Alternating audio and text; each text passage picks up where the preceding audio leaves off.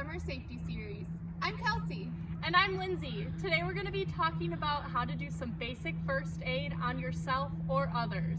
And we're also going to talk about some ways to prevent first aid situations. Let's get started. This week we're at Fairfax Pool. Even though Fairfax is closed this year, we still wanted to make a quick visit because it is our favorite place to swim in Eau Claire. Not only is Fairfax a fun place to swim, but is also a very safe place to swim. Fairfax is a fully lifeguarded facility. Fairfax has a large grassy area for games and activities, shade features, diving board, slides, basketball, and frisbee golf. We chose Fairfax this week because of first aid care Fairfax offers. Did you know right next to the lifeguard office is a first aid room, fully stocked so that the lifeguards can give the best care to any patron who needs it? So go grab any first aid supplies you have to practice with us today, and let's start learning some basic first aid. An important rule to remember before you go out to swim is to look before you leap. Swimming in a safe place is important. You should always swim in a supervised area with a lifeguard on duty. You should always swim with a buddy. Make sure safety equipment is at the swimming site. Look at the water. Check the depth. Make sure the water is safe. We are going to do some activities that will help you remember that when you swim, you should always look before you leap. Before you swim anywhere, look at the water. Notice if there are any currents or moving water. Notice if there are any waves. Check the water temperature. It should be cool to warm. Know how deep the water is before you go in. Depth, which is the distance from the top of the water to the bottom, should be clearly marked. If you cannot swim, do not go in water any deeper than waist to chest deep. The first time in the water, walk in. Do not jump or dive. Check for objects under the surface. Never dive headfirst into water unless it's clearly marked for diving. Headfirst entry into shallow water is one of the leading causes for head, neck, or back injury in the water. Or dive into cloudy or murky, dark water, you do not know what is beneath the surface. Do not dive headfirst into waves. You don't know how deep the water is since the depth changes when waves come in. Obey no diving signs. They are there for your safety. Know what is on the bottom before you go in the water. The bottom surface should be firm, gently sloping, and should not have sharp objects, broken glass, trash, jagged rocks, holes, or weeds. Following the rule look before you leap will help keep you safe and prevent emergencies. But if an emergency ever does happen, follow the first aid care steps that we're going to teach you next. Before giving first aid care, it's important to protect yourself. Make sure to wash your hands with soap and water for at least 20 seconds. Then put on gloves, like you see in this video. Make sure that you have a well-stocked first aid kit so that you're prepared to give first aid when you need to. Some good things to have in your first aid kit are personal protective equipment like gloves, bandages, roller bandages, and tape, sterile gauze, antiseptic wipes and swabs, absorbent compresses, antibiotic cream, burn ointment, chemical cold packs, eye shields or eye wash, first aid reference guide that includes local phone numbers. First, we will be going over care for cuts and scrapes. With your gloved hands, make sure that the cut or scrape is clean using an antiseptic wipe or swab. Clean the wound and surrounding areas.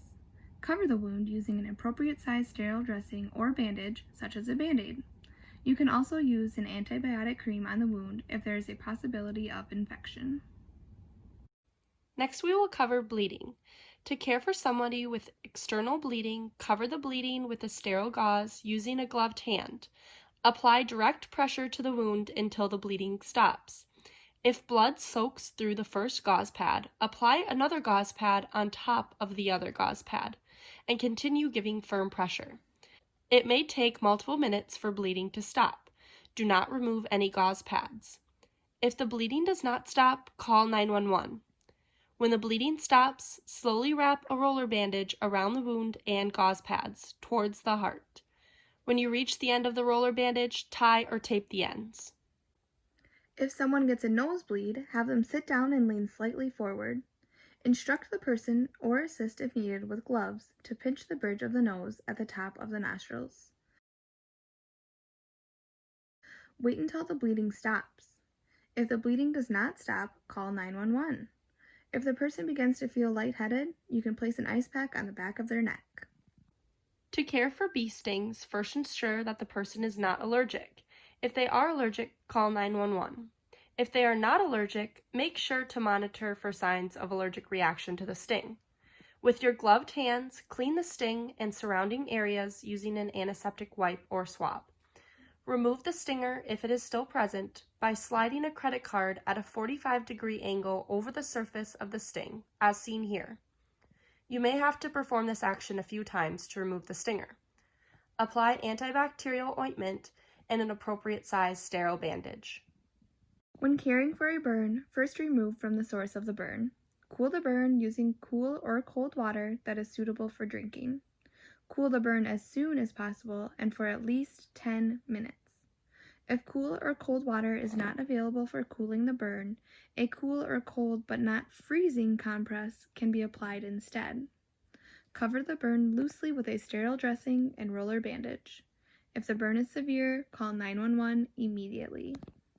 Muscle, bone, or joint injuries will not always need emergency medical services, but you should call 911 if a broken bone is protruding through the skin, if the injured body part is bent, crooked, or deformed, if there is moderate or severe swelling or bruising around the areas, if the person heard or felt the injured area pop or snap at the time of the injury, if the person cannot move or use the injured body part, if the injured area is cold and numb, if the injury involves the head, neck, or spine, or if the person is having trouble breathing. General first aid care is the same for all types of muscle, bone, and joint injuries. Have the person rest without moving or straightening the body part. If the person can tolerate it, apply a cold pack wrapped in a thin, dry towel to the area to reduce swelling and pain. Apply cold for no more than 20 minutes at a time and wait at least 20 minutes before applying cold again. Do not attempt to splint the injured body part. In some cases, it may be necessary for the person to see his or her healthcare provider to have the injury evaluated. If calling EMS is unnecessary, the mnemonic RICE can help you remember how to care for a muscle, bone, or joint injury. R stands for rest. Limit the use of the injured body part. I stands for immobilization. Stabilize the injured body part with an elastic bandage or a splint to limit motion. C stands for cold. Apply a cold pack to the injury. And E stands for elevation. Elevating the injured body part may help to reduce swelling. If you suspect someone has sustained a head, neck, or back injury, call 911 immediately. Do not move or touch the person. Stay with them until emergency medical services arrive. Thank you for watching our video this week. We hope you feel a little bit more prepared to provide first aid kit if ever you need it. Comment below and tell us something that you learned today, or post a picture of your first aid kit. We'll see you next Monday. Bye!